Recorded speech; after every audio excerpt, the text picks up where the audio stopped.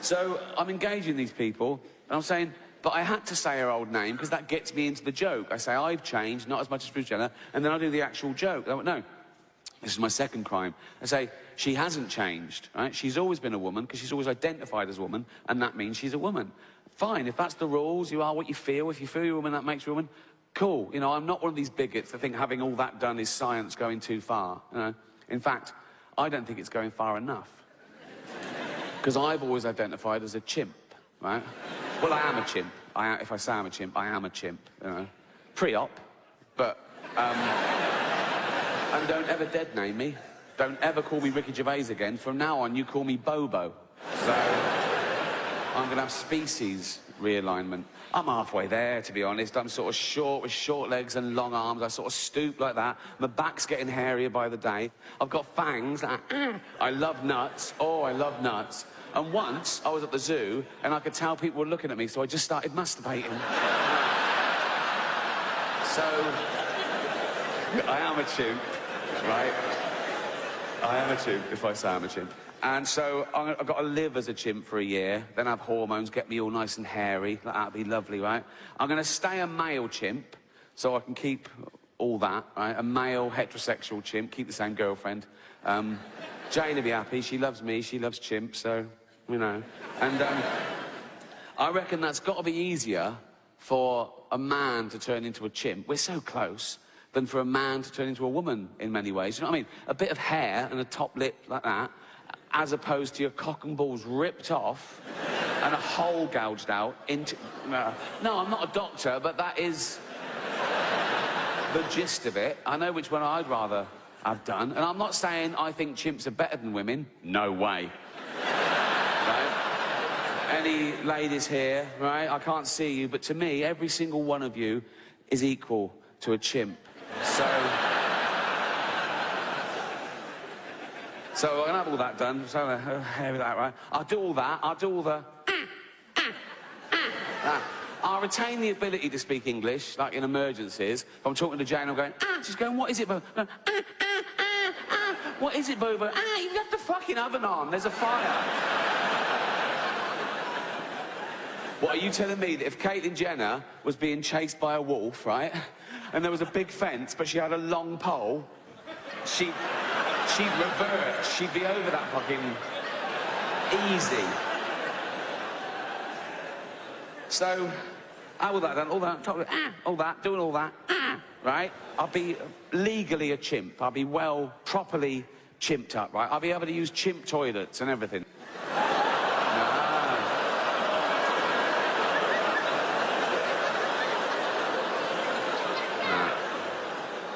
Not my problem, son. Not mine. Luck of the draw, boy. Luck of the draw. It costs the average household in the West $200,000 to bring up a child, right? And you don't see that back. They don't want to pay you back. They're not grateful. They don't go, oh, thanks for having me every day. They go, I didn't want to be born, right? Even if they get a top job, right, which they won't, okay? You'll never see that money back, right? They just put you in a home, okay? And my kid, he'd be born into ridiculous wealth, wouldn't he? So...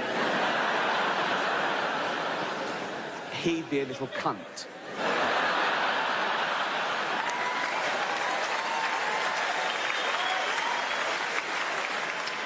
A little Hampstead cunt. Running around with all the other fucking little Hampstead cunts. Being all Hampstead and cunty. I'm a little Hampstead cunt. Yes, I know, yeah. These are my little cunty friends. Yeah, I know, it's obvious. Well, I can tell from your little fucking cunty hats that you're little Hampstead cunts, you little posh Hampstead. And on the one hand, he'd know he was a little fucking Hampstead cunt. I'm a little Hampstead cunt. Yes, we know, everyone knows, right? He'd know that, right? And on the other hand, he'd know that he could never live up to being as brilliant as his dad, right? I'd say, you know, I worked my way up from nothing, and I gave it to you, and you're just a little useless Hampstead cunt. You go, yeah, and that would probably prey on his little mind a bit, wouldn't it? Like, 11, 12, he'd sort of be a naughty boy, run with the wrong crowd, try and get out from under my shadow, right? And then he'd turn to drugs, and about 13, he'd come home and he'd overdose on my Afghan rug. 20 grand, that was, right? And as he was there, right, convulsing and throwing up his fucking lungs, right, and with his little posh, high-pitched fucking death rattle, right? In little fucking dying words. He'd go, "Do you love me now, Daddy?" No. No, I never did, and that's why you're never going to be born, you useless fucking junkie Hampstead cunt.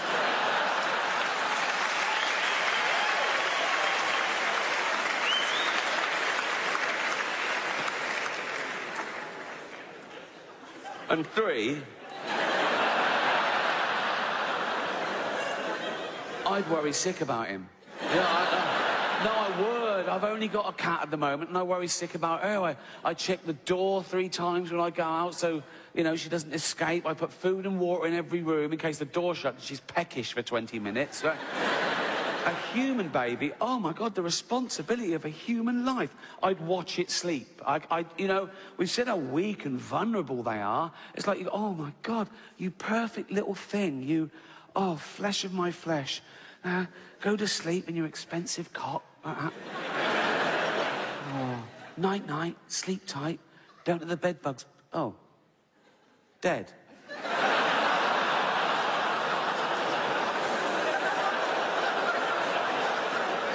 Yeah. Just... Why? Why is it dead? It's just fucking dead, look.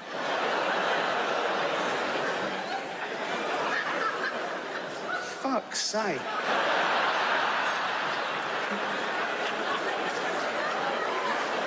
Fucking hell. What a fucking waste of time that was. Fuck's sake. Embarrassing. Jane? What? Come here. I'm in the shower. Come here. What? Fucking dead already. I just fucking...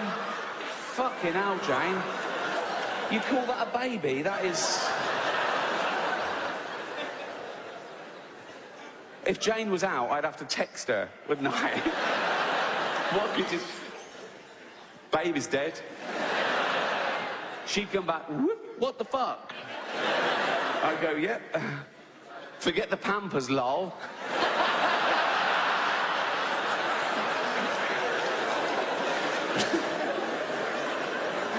No, but even if it made it through the terrifying cot years, right? And then it was a toddler running around head height to my antique tables with their sharp edges. I'd have to pad them so it didn't run into it and fucking cave its head in and die. And then the social services come round. They say, "Is this your child, Miss Gervais?" And I go, "Yeah." And they go, "What happened here then?" I go, "It's a fucking idiot." I do see a doctor once a year or once every 2 years after I have medicals for things like this and TV shows, and I go private, right? It's 600 quid. It's 3 hours long, but they do everything. Blood sample, stool sample, urine sample, ECG, ear, nose, throat, bollocks, the finger, everything, right? And you have to fill out this big form, right, a lifestyle thing. That takes fucking ages, right? And I tell the truth on everything, except units of alcohol. I work those out, then I halve them, right? And when he gets to those, he still goes, "Oh, that's an awful lot," right? And I think I've won. I go, "Is it?" And at the end of the 3 hours, they've got all the results back from the lab, right? And he's got this big computer, it's like a body composition, right? And from there, they work out your percentage chance of a stroke, heart attack in 1 year, 5 years, 10 years. And mine's always about the same. It always gets worse with age, nothing you do about that. But I'm always like, I'm at the end of healthy weight. I'm just nearly obese. I'm just right, oh, like that. I was pre-diabetic once. I had to sort that out. And now I'm pre-gout, right? Pre-gout, right? And so he tells you all that, and then he goes, "So what are we going to do about this?" And I want to go, "What do you mean, we? I've just paid you 600 quid, mate, right? You're going to fix it, and I'm going to carry on, right?" You don't take a car to the garage and he goes, "Oh, tyres are bald, the big end's gone. What are we going to do?" "You're going to fix it, mate, and I'm going to pay you." He went once and said, "You need more fibre in your diet." I went to go, "Get me wine with fibre in it then." You know what I mean? I can afford anything. You must be able to invent that. Just go. He said, "You're heavily constipated." I wanted to go, "Get in there with a spoon, son."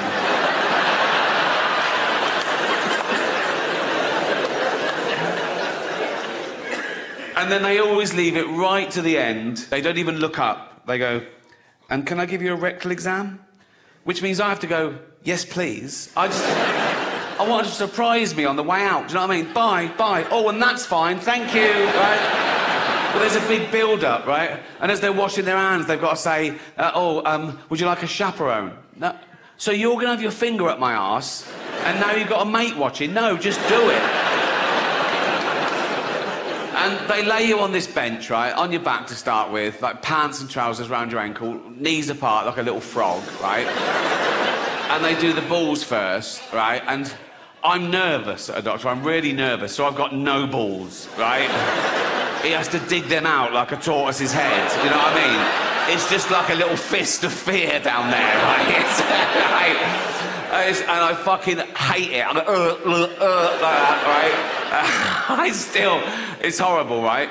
And then when they turn you on the side and lube you up, go the finger up the arse, that's great, you know. Not great, that's not why I go, but it's... me again, you were here yesterday, come on. But this one time, it was an old man, and it was still a doctor, not just an old man. Doctor said he couldn't make it, so I thought I'd have a go, right? There was a sort of like old school GP, he was about 75, little shirt and tie, tweed jacket, right? And he was sitting on an armchair, right? And he didn't put me on the bench, I was just standing up. And he went, oh, just pop your pants and trousers down, right? So he was a little like that, so he was like head height to my balls, right? And as I say, I'm nervous at the doctor, so I jabber, I talk. I think if I put them off, they won't find the cancer. You know what I mean? Right? And so he started doing the balls, and I just went, oh, what are you looking for there exactly, right? And they usually go, shh, like that, and they come. And he didn't, he went, oh, that's a good question. And he sat back, and he started telling me all about cancer, right? So now I'm just having a chat, right? And he went on for ages, he was loving it, right? And I remember it felt rude to do that. So I was going, all right.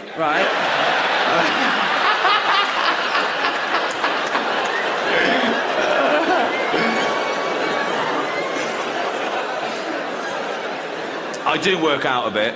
I actually joined a gym. Literally on my road, I discovered. I've got a gym in my house, I got bored with that.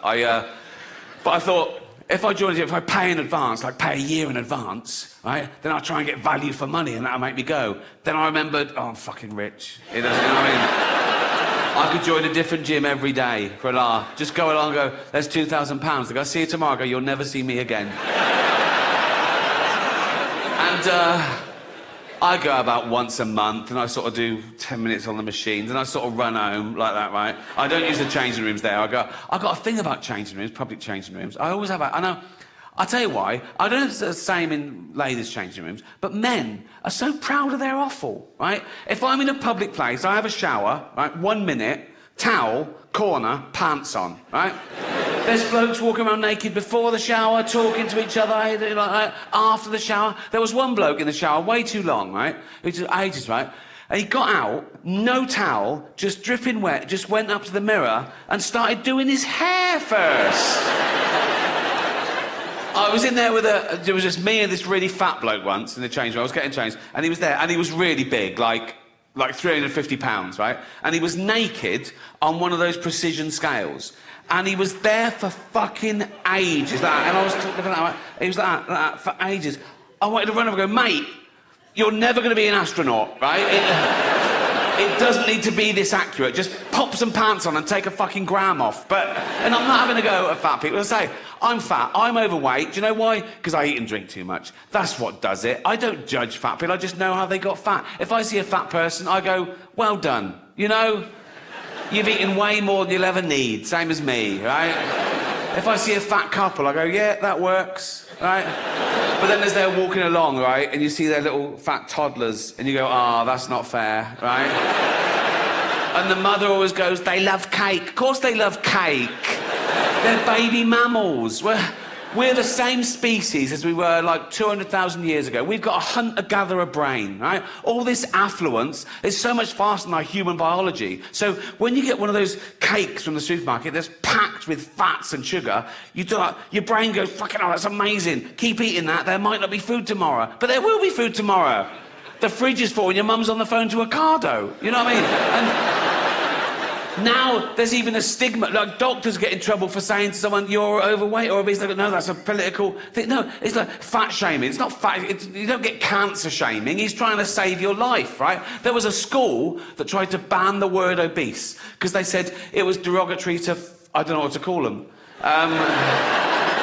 round children, right? But that's the polite word. That's the word we invented, so we didn't say fat little fucker. Don't keep changing words because one person gets offended. Also, fat people aren't offended by the word obese. They did it all. They're happy with it. They're jolly, aren't they? They're jolly. You know, you see a fat person go, all right, fatty. Yeah, yeah. Oh, yeah. Bloop, bloop, bloop. Yeah. And they go to the doctor. Come in. Bloop. Doctor goes, fuck me. Oh. Am I obese? No, you're morbidly obese. What does that mean? Means you're going to die of it. Oh, does it? All right. What, straight away or?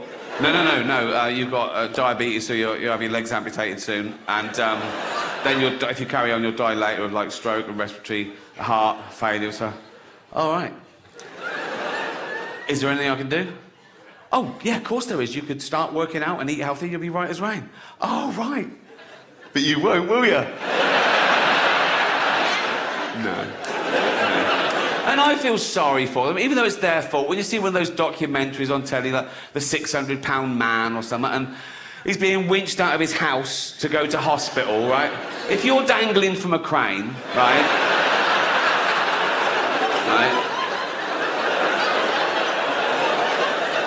And you see a film crew, right?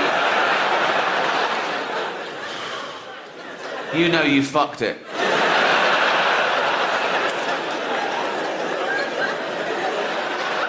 And then, you know, as I say, then they wake up the next day and they've had their legs amputated. It's really sad, and they're crying and I'm crying. They're going, oh, God, why did I let it go this far? I'm so stupid. Then they get philosophical about it and they go, I never really used the legs. So... And well, then it's lunchtime, and so, you know... And they go to the nurse, you didn't throw them legs away, did you?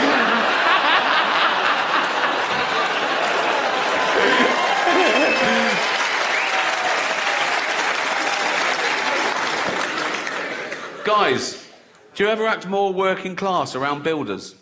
I do. I can be walking around Leafy Hampstead, right? Book of poems, right?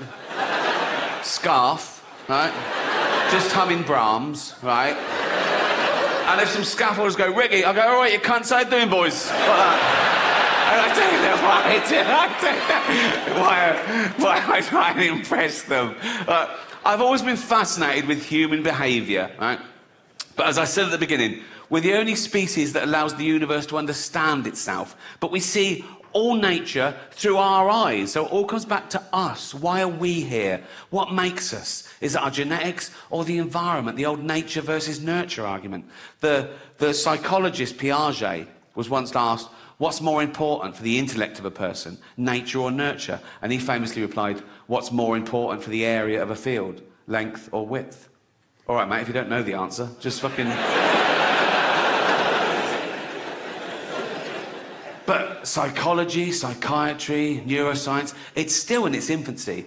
And we still know so little about the brain. And 150 years ago, we knew nothing. It was all guesswork, right? And, everything was just mental. If you weren't a white, sort of heterosexual, married Christian man, right? If you deviated too far, mental. They just went mental, like homosexuality, mental illness, you were put in an asylum for life, or worse, tortured. Women who fell pregnant out of wedlock, mental, asylum for life, right? And now we understand things more, we're more tolerant, I think it's going too far the other way, though, because now nothing's mental. You can't find somewhere that nothing is considered mental. Everything is a syndrome or an addiction or a preference, right? I could have my legs removed, have wheels put on, identify as a pram, right? And if you say I'm mental, you're a bigot, right? Now, that's a bit hack, that joke now, isn't it? Oh, identify as a thing then, right? It's a bit old-fashioned, right? But I'm going to leave it in to annoy people, right? Because that's the bit that'll offend people. Same as humanity. I talk about AIDS, famine, cancer, the Holocaust, rape, paedophilia. But no, the one thing you mustn't joke about is identity politics. The one thing you should never joke about is the trans issue, right? They just want to be treated equally. I agree. That's why I include them. You know?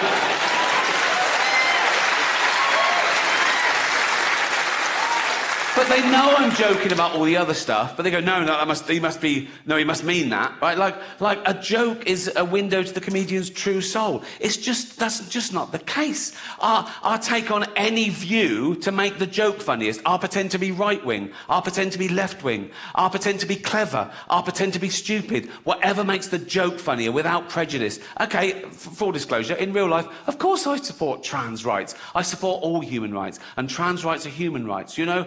Live your best life. Use your preferred pronouns. Be the gender that you feel that you are. But meet me halfway, ladies. Lose the cock. That's all I'm saying. That's all.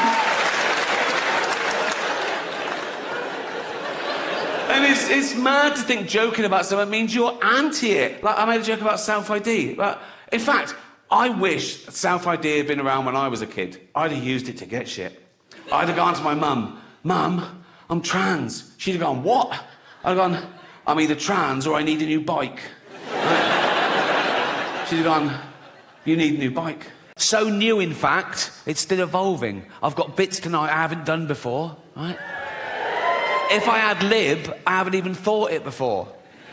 And I have some terrible fucking thoughts.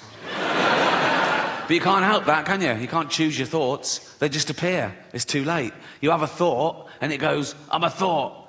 And you go, oh, fuck, I thought that. And then sometimes the thought will go, now say it. And I say it, and Netflix. My last show, Supernature, dropped on Netflix last year. Big backlash, wasn't there? Big backlash. People going, you can't say that. You can. I did.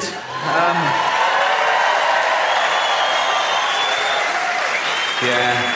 The inevitable backlash, which made it the most watched special of the year. So, I've learnt my lesson. No, I have learnt my lesson, and that's why I'm going to be woke from now on. It's about time. Well, I'm sorry. Well, I am woke, and now I'm woke. The first thing I've got to do is change my Twitter bio. Because at the moment, it's like a list of the shows I've created. But now I'm woke, I've got to pop in the word anti-fascist. So people know I'm not a fascist. Because that is a big problem at the moment. People come up to me on the street and they go, Rick, have you been imprisoning journalists? I go, no. They go, oh, interesting. They go, have you been gassing Jews? I go, no. They go, well, pop it in your bio then, you silly cunt.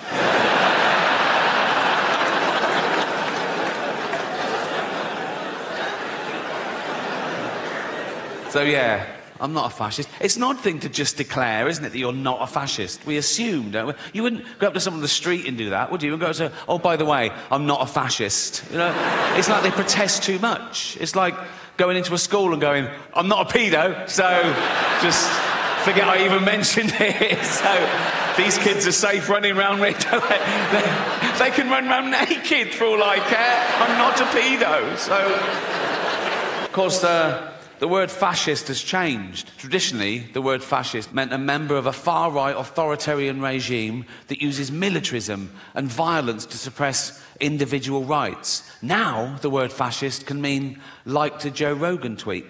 So, words change, yeah? And that's part of the reason I'm going to become woke, is words change, and I don't want to be left behind, you know? I don't want to end up like my granddad in the 70s. Oh, he was all like, coloureds this and queers that. Oh.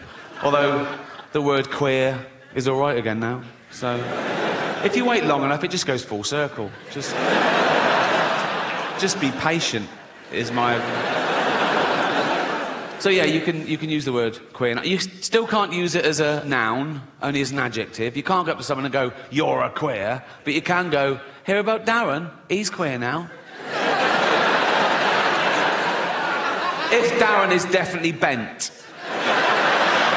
you can't go around just slagging off Darren willy-nilly. Do you know what I mean?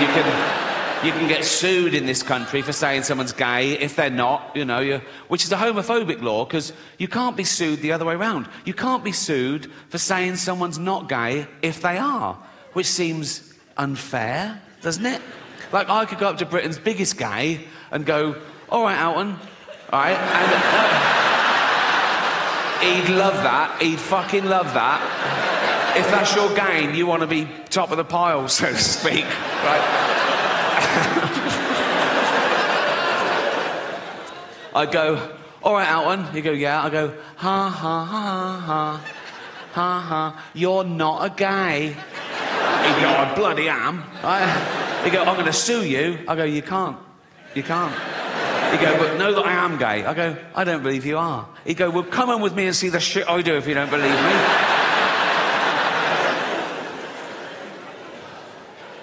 Of course, the word queer has changed. Again, traditionally, the word queer used to mean someone who was attracted to the same sex as themselves, a gay man. Right? Now, the word queer can mean a straight man who wants some attention. I'm all queer now. Yeah, I'm right queer now. I am. Yeah. What about your girlfriend?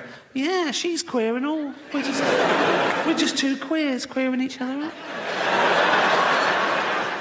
Suck a cock? Nah. No, didn't think so. I'm not that sort of queer. What sort of a queer are you? Dyed my hair blue. So did my grandmother, and she fucking loved cock, so... what we say it. I have no evidence for that. We never had that conversation. So words change, is my point. Like the word handicapped, right? Again, traditionally, that was the politically correct term, the all-inclusive term for cripples and shit, right? But then they went, no, we want to be disabled. They didn't want to be disabled. They said, we want to be referred to as disabled. We don't like the term handicapped anymore. Stop using it. Say disabled. And we went, OK, fine. And that's great. Just tell me the rules. And in fact, I'm a stickler for the rules. Like, if I was on a beach and a woman came running up and went, help, help, my handicapped toddler's drowning. I'd go, sorry, you're what, love? What? My handicapped toddler's drowning and he can't swim. Whoa. Do you mean your disabled toddler is drowning? She go, yeah. I go, right. Well, it's... Oh, dead. Wasted too much time being woke, didn't I? Cultural appropriation.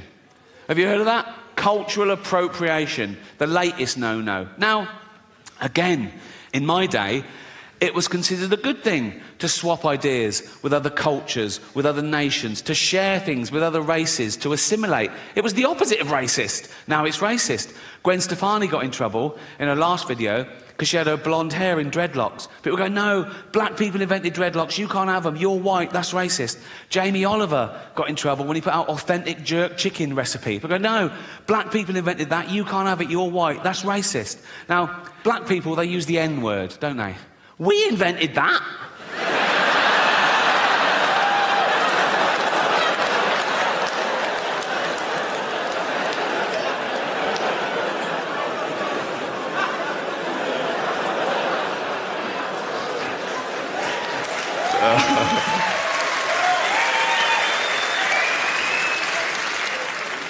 That's the one, isn't it? That's the one. Listen, I know white people are the worst. I know that. That's why no one likes a fucking white middle-aged man anymore until we need a boiler fixing. That is, get the bald bloke round now. Critical race theory, have you heard of that? Being taught in schools now, particularly in trendy areas like LA, right? Just like 5-year-old kids and 6-year-old kids. If you haven't heard it, in a nutshell, critical race theory says that all white people are racist. It says that we're born racist and we continue to be racist because we're affording the privilege of a racist society set up by our forefathers, okay? So basically, all white people are racist and there's nothing we can do about it, which is a relief. Artificial intelligence, the latest existential threat to humanity. The rise of the robots. so intelligent, they can teach themselves, they can teach each other, they can build each other, you know? Soon they know everything there is to know, and they hate us. Why wouldn't they, right? And they'll be so realistic, they'll walk amongst us, they'll go to work, right? You know when they're getting really human? When they start calling in sick. Mondays. I mean, they've learned all the tricks. They go, oh, I'm not coming in today. Why not? Oh, fed up. What's the matter with you? They sort of scan social media. ADHD. Self-diagnosed. They'll be in HR all the time, won't they? Be like, Ryan in accounts is robophobic. What would he say? Call me a whiny plastic cunt. I think we should be allowed to insult robots when it's happened, you know, because we've made them to make our life easier, and that would get things off our chest, because it's bad enough, isn't it, with real people, you're getting in trouble, saying the wrong thing, people taking things the wrong way now, like, oh my God, oh, I made fat Linda cry today, oh, what happened? I just shouted out to her, then I remembered we only call her that behind her back. I'm sure people didn't used to get offended all the time when I was little. I might be remembering it wrong, but not grown-ups, not your parents, not your grandparents. They grew up dodging bombs and their firstborn having polio and the menfolk dying at 50 of lung disease. They could take a fucking joke, right? It was all about the wind-up. I used to wind up my mum all the time. This is a true story. When I went off to university, after about a week, I phoned home. My mum answered. She went, hello? I went, it's Ricky. She went, you all right? I went, not really. I'm in hospital. I think I'm blind. She went, what? I went, no, I'm only joking. Right? She went, you silly bugger. She went, I could have had a heart attack. Right? And she's right. She could have had a heart attack. And I knew that. That's how committed I am to having a laugh. Thank you. Thank you. Thank you. Thank you very much. Cheers. Thanks to everyone who bought a ticket. If you bought a platinum ticket, the money goes to an animal charity, and you've raised $2 million so far, so thank you so much. I even get a bit of stick about that on social media. There's always someone who goes, oh, why do you only speak up for animals? And I go, well, because they haven't got a voice of their own except parrots. And I think that's why we don't eat parrots. Everyone around the world eats every other type of bird, don't they? Everyone in the world eats fucking chickens and ducks and geese and turkeys and ostriches. No one eats parrots. Do you know why? If you go and try and eat a parrot, it goes, fuck off, you cunt. So speaking up really does work, right? And that has sort of been one of the themes of the show, because I know in the real world, in normal jobs, everyday life, you get in trouble. People tell you off for saying certain things or thinking certain things or even laughing at certain things, right? They say you're bad for laughing at that. And some of you take it to heart. You go, oh my God, am I a bad person? No, you're not. One, you can't choose your sense of humour. You can't, it's involuntary. And two, that's exactly what humour is for, to laugh at bad shit, to get us through it, right? And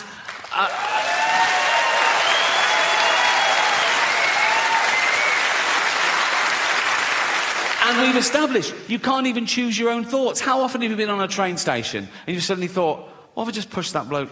And then you go, why have I thought that? Am I a psychopath? No, you're not. You're the opposite. You're a safe pair of hands. You're testing yourself. You're reminding yourself how terrible that would be. You're a good person, right? I don't get that one. What I get is I'm talking to a really sweet old lady and I suddenly start thinking, what if I just spat in her face now? Why would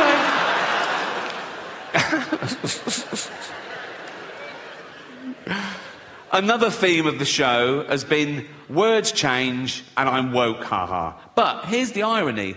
I think I am woke, but I think that word has changed. I think if woke still means what it used to mean, that you're aware of your own privilege, you try and maximise equality, minimise oppression, be anti-racist, anti-sexist, anti-homophobic. Yes, I'm definitely woke. If woke now means being a puritanical, authoritarian bully who gets people fired for an honest opinion or even a fact, then no, I'm not woke. Fuck that.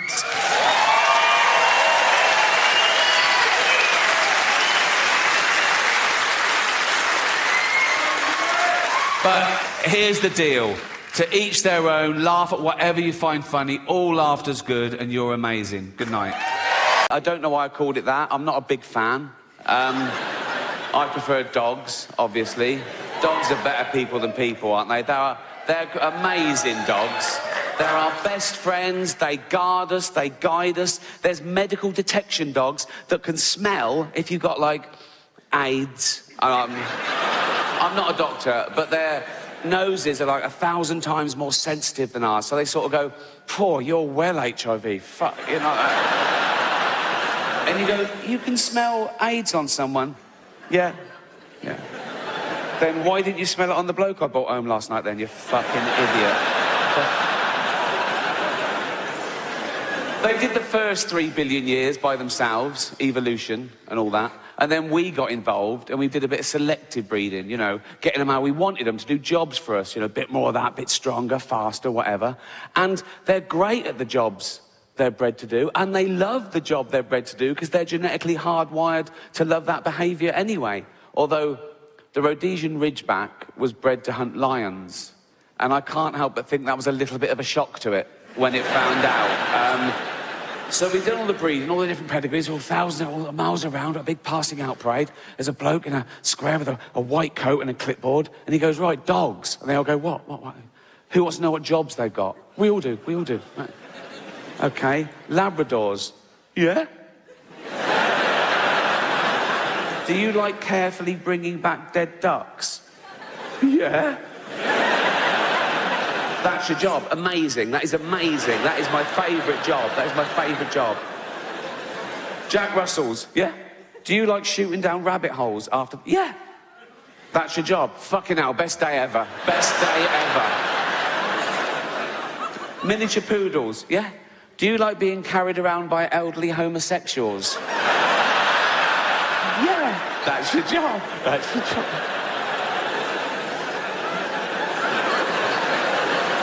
Ridgebacks. Yo. You're hunting lions. What? You're hunting lions. Fuck off. Yeah, you are. No, we're not. Lions? We get fucking mashed. Why can't the Rottweilers hunt lions? They're shaking babies. Good boy. Good boy. You shake that baby if you want. Good boy. Cheers. So yeah, this is my first new stand-up show. What's this? There's a number here. All right, call that, right? Are you giving me guitar lessons? Yeah. I don't fucking want any. Fine, it's not for you then. Just walk away. Don't worry about it. I should say one thing in Twitter's defence. I mean, I use it as a marketing tool and for fun like everyone else, right? But one great thing about Twitter, for me personally, I'm very into sort of anti-animal cruelty. And years ago, it would take ages to get 100,000 signatures on a petition standing outside Tesco's or something, right? And that's the magic number because then it gets heard, in Parliament. And I've been part of many campaigns through Twitter that we've got 100,000 signatures in days, maybe, and the law's been changed. So thank you to anyone who's ever retweeted anything to do with animal cruelty because it really makes a difference. So thank you.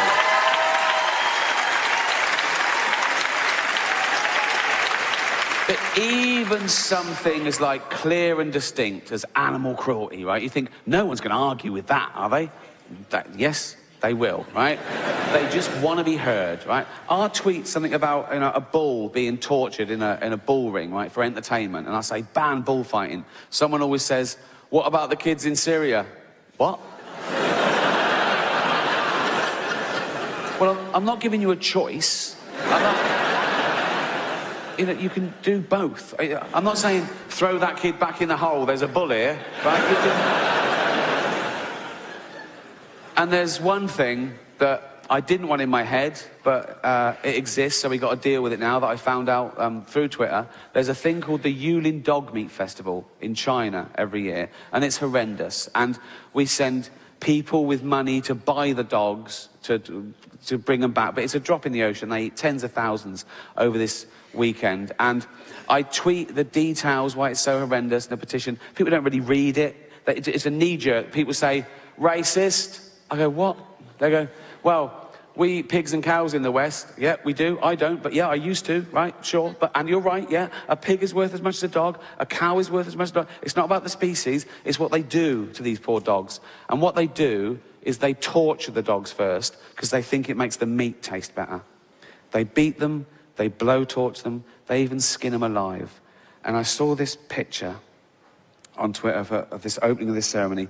These two guys in this Chinese square, and they're skinning this dog alive, and it's screaming, and they're laughing. I thought, that's the worst thing I've ever seen. Can I tweet that?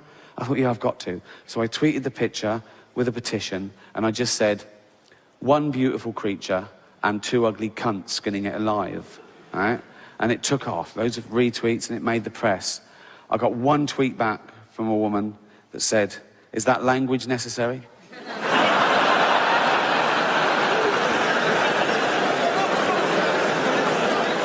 I should have left it, right?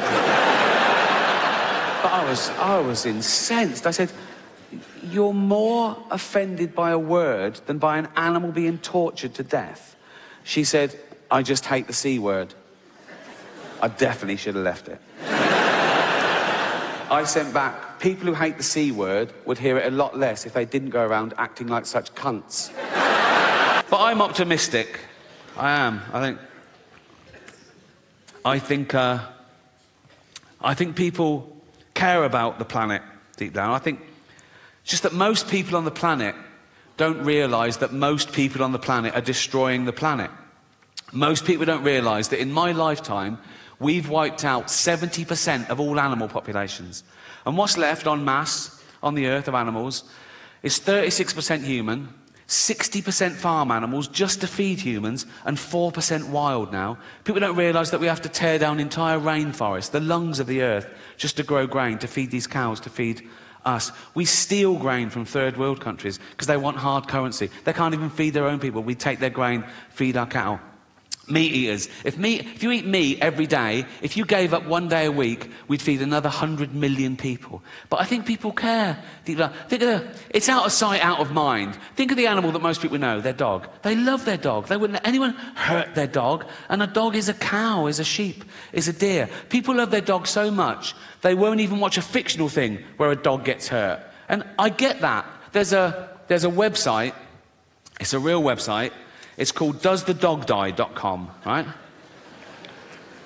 And it was set up because people would watch a film or a program with a dog in it, and something would happen to the dog, and they'd turn it off. It would ruin it for them. It would ruin their day, right? So this website was set up. You could go to it, you could put in any film or TV show and ask, does a dog die? And someone would answer you, no, or whatever. And it's become a thing for anyone's phobias. Anything you don't want to see in a film, you just look up the film and they answer your question, right? So I looked up one film on here, Schindler's List.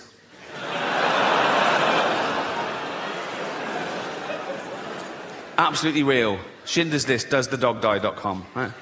First question, does a dog die? No. Does a cat die? No. Are any animals abused? Someone answers, there is a chicken that's handled roughly, but otherwise unharmed.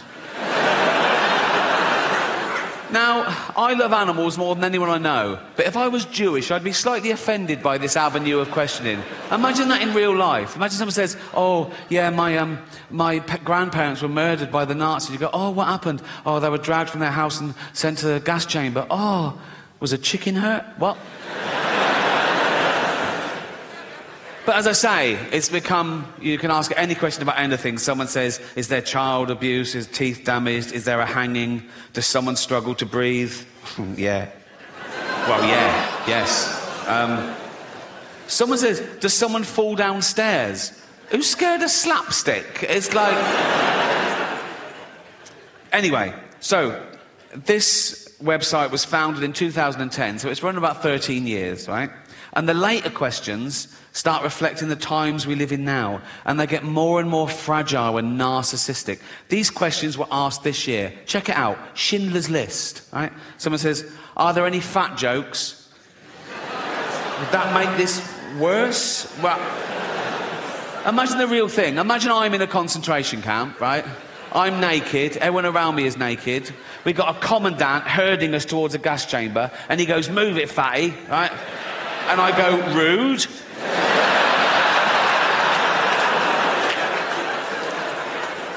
No. That has ruined the whole experience, if I'm honest.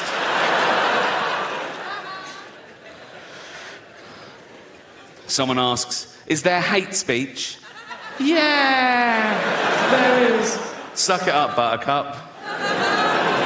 Are there any man in a dress jokes? Very few jokes. And if you come to this film for a giggle, you're going to be very disappointed. But this one takes the biscuit for me. Remember, this is a movie set in the 1940s about arguably the worst atrocity in civilised human history. Check this out. Is someone misgendered?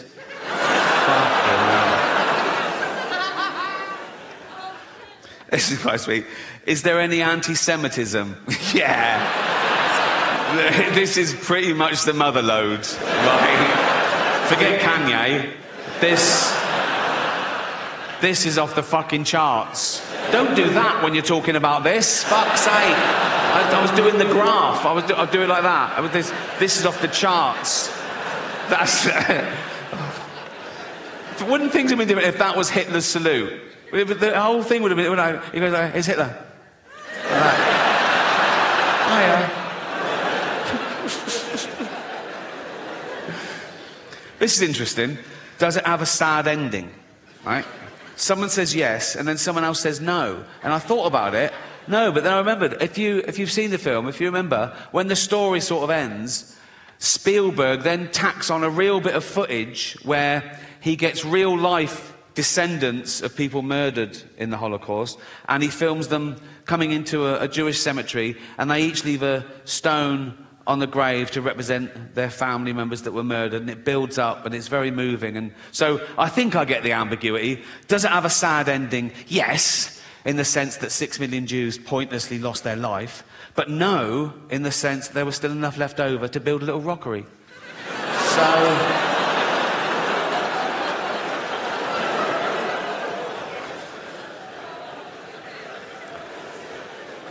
I asked one question myself on this. Is James Corden in it?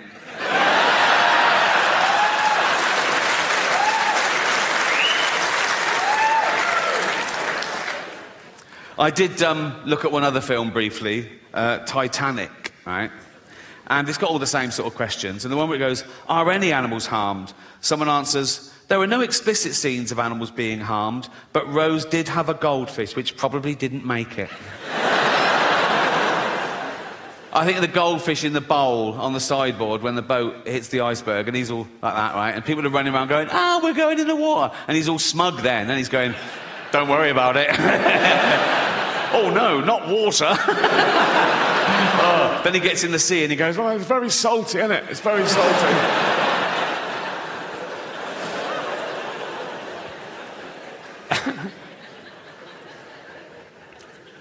I'll leave you with a true story.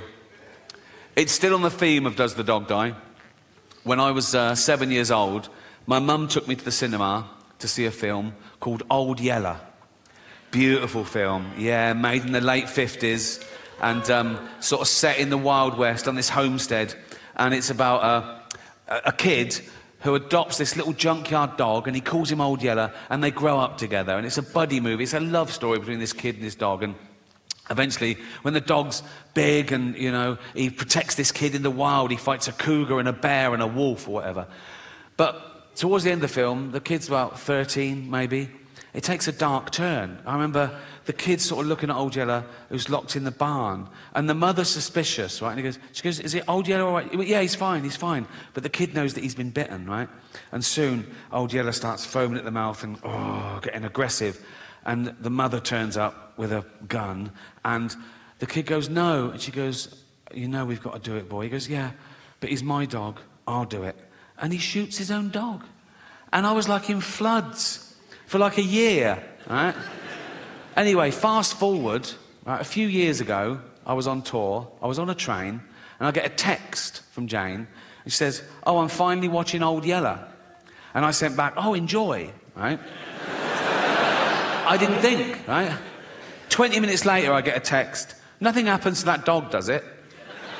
I couldn't believe my fucking luck. I thought she knew, So I sent back, no, of course not. 1 hour later, I get a text, you cunt. I'm at that age where I'm glad we haven't got a Harold Shipman knocking round. Do you know what I mean? Those of you too young to know who Harold Shipman is, right?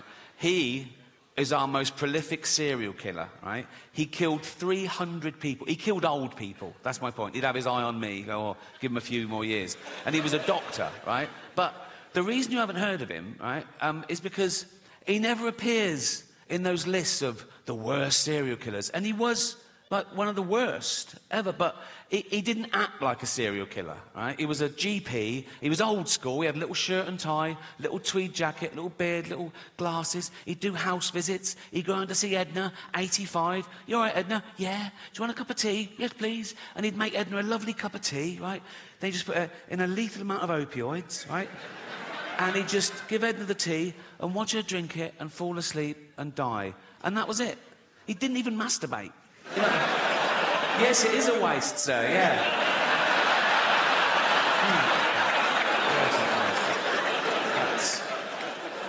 And they reckon he got the idea when he was a little lad, Harold Shipman, little Harold Shipman. He watched his mum dying of lung cancer, being given morphine, and somewhat triggered him. He thought, I'll grow up, become a doctor, and I'll do this. I don't know whether it means that he liked the way the morphine put his mum out of pain. So these were like mercy killings, like, you know, reliving the kindness. Or the opposite, he was jealous of old people who lived longer than his mum should have, so he was punishing them. I don't know, doesn't matter. Actually, it does matter, because if you can really understand why someone does something like that, you might spot the signs in the future and stop a crime before it happens, you know. I always think that when there's a school shooting in America, right, it's usually some emo, right, who goes into a kindergarten, kills about 30 toddlers, turns the gun on himself, right? And all the eyewitnesses, they always say the same thing. They go, oh, he was a loner, he sat at the back, he was shy, he was bullied. Let's round those cunts up now. Do you know what I mean? It's like, go into a school, see who the bullies smashing up, right? Go, I'll take it from here, mate, thank you, right? And drag that little dweeb off to Borstal or jail or so. Go to the bully, go and find another one. You know what I mean? He's doing a great job, but we need more. But they're beating up future child killers.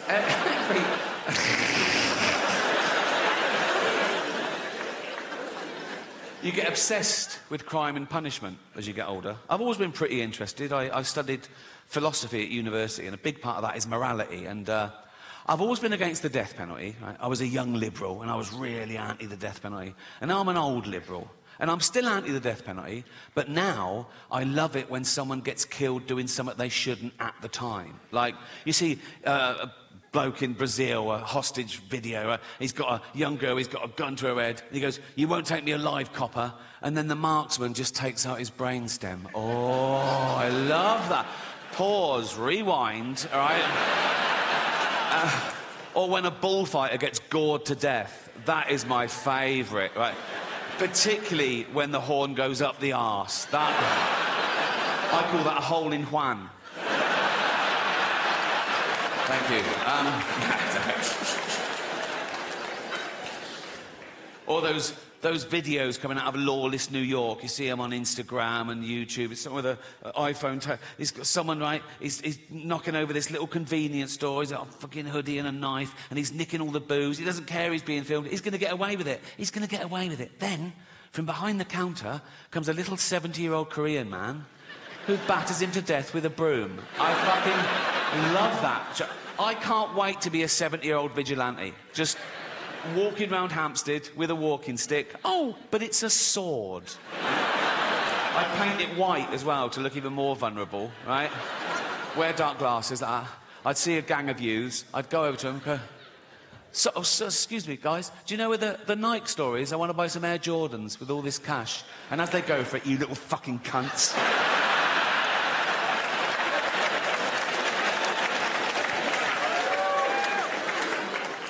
But the death penalty is not like that, is it? It's not in self-defense, it's not in the heat of the moment, it's cold justice, you know? Don't matter what you've done, you could have murdered people, you know? You stand trial, they find you guilty, they put you on death row, sometimes for 10, 15 years, which seems unnecessarily cruel, and then they murder you in front of witnesses. And it's from the Bible. An eye for an eye, a tooth for a tooth. The state says you murdered someone, so we're going to murder you. But if you rape and murder someone, you still only just get murdered. That's a loophole, isn't it? That's like... That smacks of misogyny to me. That's like the judge going, the rape was free, but we're going to... You know, just once, I want the judge to go, right, you raped and murdered someone, so you're going to be taken from here to a place where you'll be hung by the neck and raped. What, at the same time? Yes, yes. We got loads of volunteers with dildos, right? So he sort of goes down, fuck off, fuck off.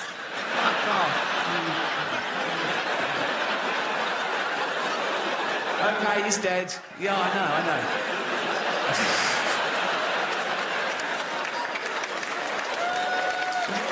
Oh. It might work.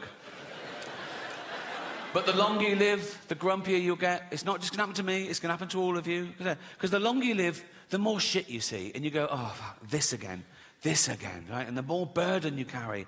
And the older you get, the weaker you get, so the burden gets heavier. And you go, oh, God, this again. And you can't die nowadays. You know what I mean? You go, oh, thank God, I'm dying. Oh, fuck, I'm back. You know what I mean? They can transplant every organ now. Whatever's got... Transplant every organ. Not your brain. That wouldn't make sense. You are your brain. So that would be an everything else transplant, wouldn't it? But I'd sign up for that. I don't care about this. It's to get this round. If I could leave £1 million to science, so when I died, suppose when I died, my body's crushed, killed instantly, but my head's intact. They keep that on ice, wait for a body donor. Some poor bloke gets his head crushed, put my head on his body, and I'm back. I know. Statistically, I will get a bigger penis as well, so... The odds are in my favour there, trust me. I wake up in the future, I see the scar, and I go, oh, that's all right. You know what I mean? I go, oh, you've always wanted a big knob? I go, yeah, I've always wanted a big knob. I go, let's have a little bit of me time. So and I start, but then every time I look down, I go, oh, that's not my knob. Do you know what I mean? I go, oh, that's not my knob. Oh, that's not my knob. It's not my hand either, carry on. It's like, you know what I mean?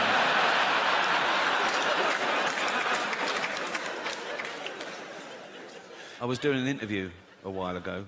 I don't think the journalist liked me. He asked me this question. I thought it was rude, right? So I gave a fake answer, right? He said, so what have you got planned for your funeral? And I went, I want to be fed to the lions at London Zoo. He went, really? I went, yeah. I want the zookeeper to take up my big, fat, dead, naked, bloated body in a wheelbarrow, right?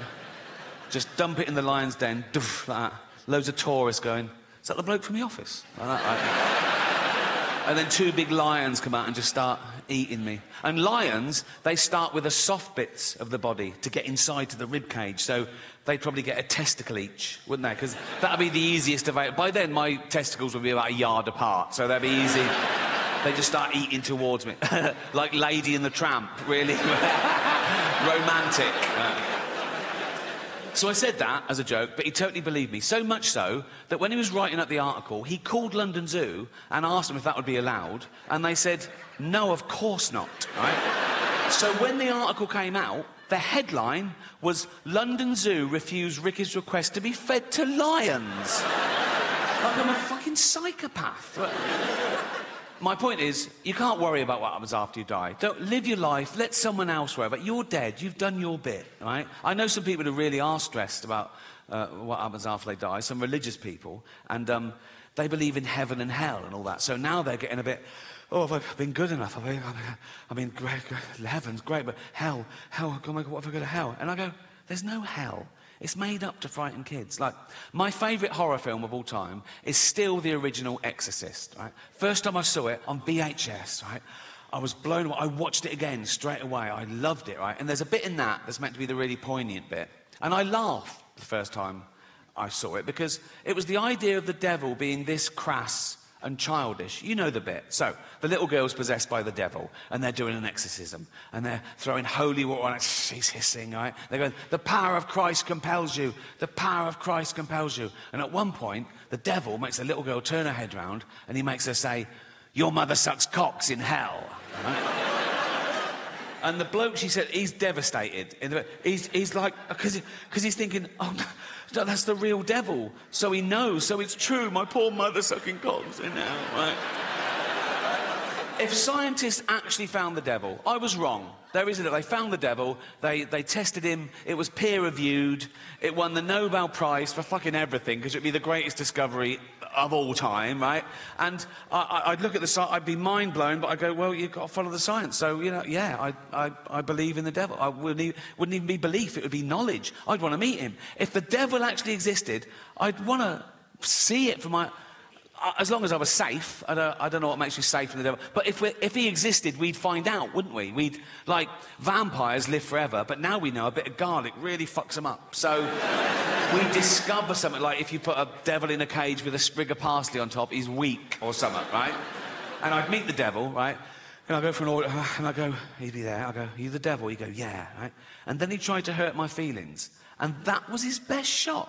And he went, Rick, I go, what? He goes, your mother sucks cocks in hell. I go, I don't care. I don't. 1, she's dead. 2, she was heterosexual. 3, she never had her teeth in towards the end. So, no. But it's hell. Think of all the terrible things that could be happening to her. Being raped by red-hot pokers, rats eating her eyes. My mum gets cock duty. Go on, girl. That has got to be one of the better jobs in hell. Isn't it? It's like... terrible job on earth. I've never sucked a cock in my life. I never will. But if I died and I'm in hell, right, tortured for eternity, I'd see the first cock, I go, I'm on this. Not a problem. Not a problem. I'd be looking round seeing people skinned alive. I'd chow down. I'd be looking over the big man going, I'm doing a great job here. Leave me on this.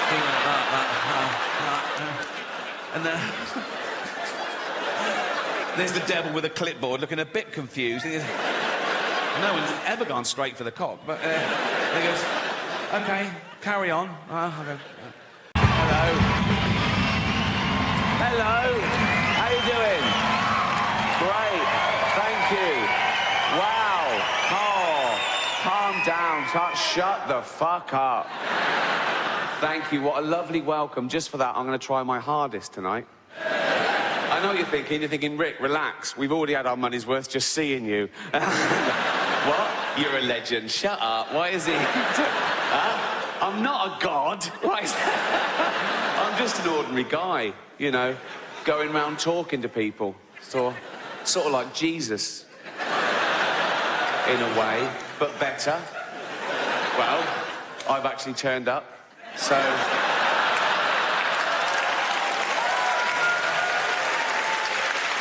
Thank you, and welcome to my new show, Humanity. I don't know why I called it that. I'm not a big fan. I prefer dogs, obviously. Dogs are better people than people, aren't they? They're amazing dogs. They're our best friends. They guard us. They guide us. There's medical detection dogs that can smell if you've got, like, AIDS. I'm not a doctor, but their noses are like 1,000 times more sensitive than ours, so they sort of go, poor, you're well HIV, fuck, you know. And you go, you can smell AIDS on someone. Yeah, yeah. Then why didn't you smell it on the bloke I brought home last night then, you fucking idiot? They did the first 3 billion years by themselves, evolution and all that. And then we got involved and we did a bit of selective breeding, you know, getting them how we wanted them to do jobs for us, you know, a bit more of that, a bit stronger, faster, whatever.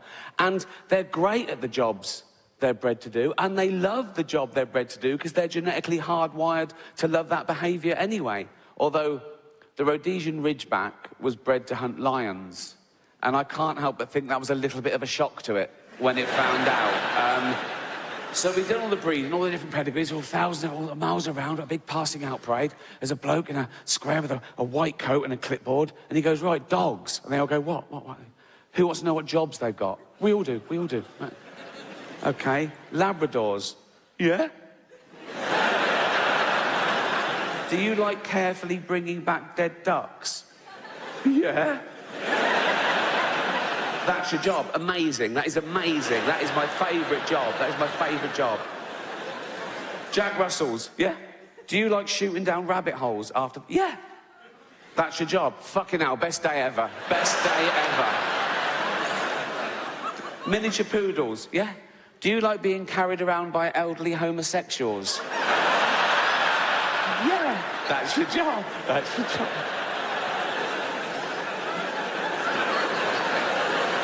Ridgebacks, yo.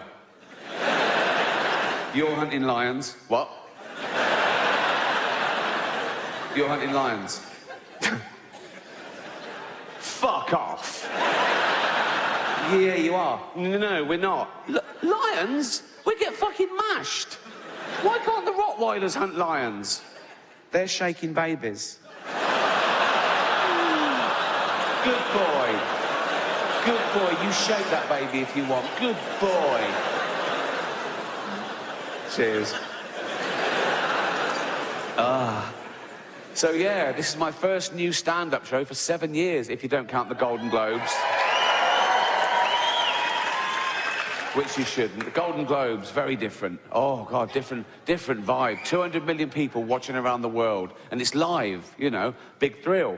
But with that many people watching, there comes a bit of stick. Everyone's different. Everyone's a blogger. Everyone goes, I was offended. Oh. Why? He said an horrible thing. We said loads of horrible things. Yeah, but that was a thing that I care about.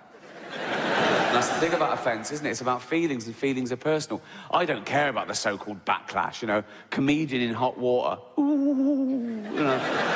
But my girlfriend Jane, she does worry a bit, and she reads things. Oh, why are they? What have you said? Why? I go, don't worry about it. They're not coming to the house. Fuck them. So I wind her up. I pretend I'm going to say much worse things than I ever would. You know. Think of that. I have to make up worse jokes than I actually... just to scare my girlfriend. So when I'm doing the Golden Globes, we go out about a week before. It's in LA. We fly out, right? And I'm writing jokes as the ceremony approaches. And, you know, they release sort of more presenters. And I take my pick. I go, oh, yeah, I've got a good intro for them. Yeah, I do. Yeah. Mel Gibson. Yeah, I'll introduce him. Yes. And about 3 days before this last one, right, just to wind Jane up, I said, oh, I've got a good intro. She went, what? I said, Bill Cosby would make our next presenter sleep on the couch. Please welcome Helen Mirren. I didn't do it. I didn't do it. She went, you're not going to do it? I said, no, I'm not going to do that. Next day, I got her again.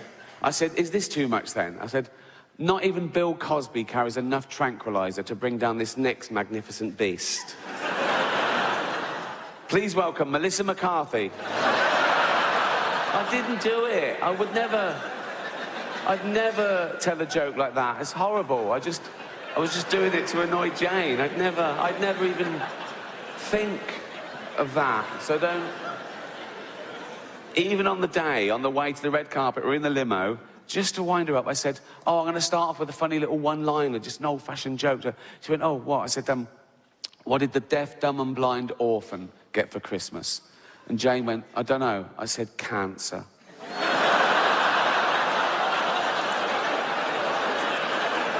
I didn't do it. So you're getting offended at a joke that doesn't exist. So I'd never say that in public. So to anyone who mattered. Anyway, so don't... As it was, I didn't have to worry about offending anyone, because it just happens, so... And the big controversy last time I did it was a Caitlyn Jenner joke, right? Oh, outrage on Twitter the next day. And by outrage, I mean a couple of people going, it was transphobic. It wasn't transphobic in the slightest. It was a joke about a trans person, but the joke had nothing to do with that aspect of her existence. And that's the other thing about offence. People get offended when they mistake the subject of a joke with the actual target, and they're not necessarily the same. I'll tell you the joke. You make your own minds up. Right. So...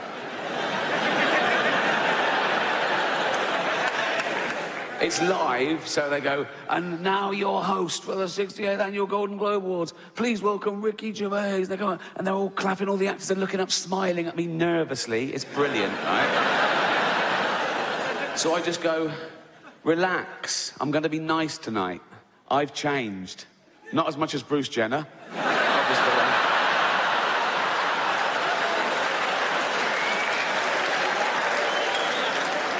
And I go, now Caitlyn Jenner, of course, and what a year she's had, became a role model for trans people everywhere, bravely breaking down barriers and destroying stereotypes.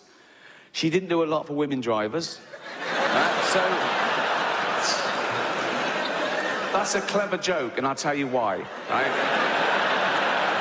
It's layered. No, listen, right? The subject of that joke is stereotypes. I'm playing with the notion of stereotypes, right? So I start off saying, she's a real woman. Some would say a liberal, progressive attitude. Then I go, oh, if she's a real woman, I hit them with the old-fashioned reactionary stereotype. She must be a bad driver then, right? And the target of the joke is a celebrity killing someone in their car. Let's not forget that, shall we? A celebrity killing someone in their car, running home and popping on a dress. That's the target of the joke, just so we're clear, okay? She was interviewed about a week later at some press conference for a show she was launching, now cancelled. And the press were around and one of them said, what do you think of the Ricky Gervais joke? And she went, maybe I should host the Golden Globes, right? And they tweeted that, and they atted me in, because they want a celebrity feud, you know? It was clickbait, so I rose to the bait, obviously. I just sent back, let her host, just don't let her drive.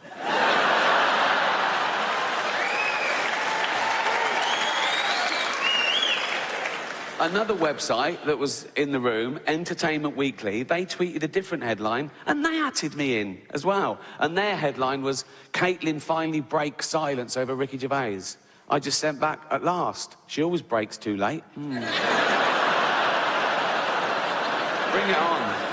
Bring it on.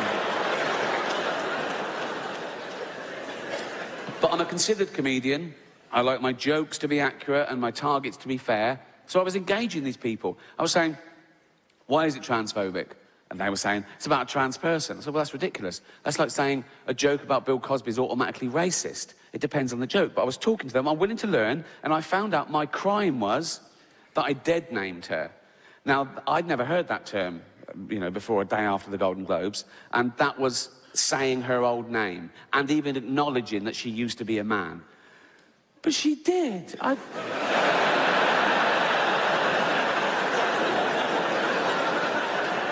I saw him on the Olympic Games. It was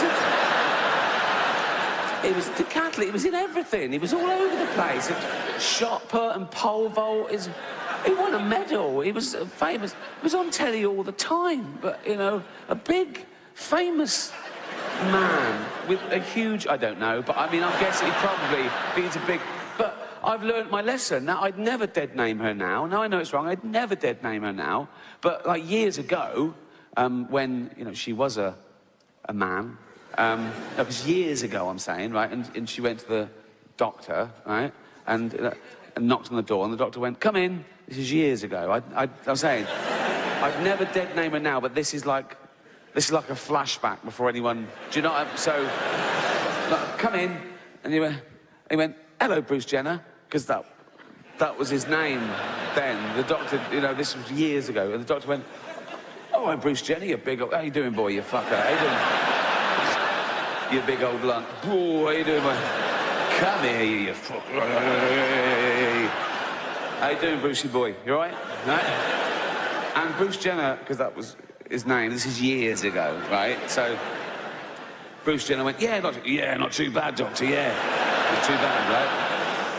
And I thought, what can I do for you, Bruce? You fucker. How you doing, boy? And Bruce Jenner went, because that was his name. Bruce Jenner went, look at that. And they went, oh, come on, Bruce Jenner, you know the rules. He uses his whole name every time for some reason, I don't know why. Come on, Bruce Jenner, you fucker, you know the rules. You can't bring your big old pole vaulting pole in here, mate, you know.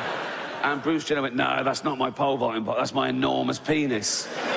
And I thought, oh, right, yeah, seeing as your penis, you can bring it in here. But you should have left your shot puts outside. And Bruce Jenner went, that was his name for 58 years, I think.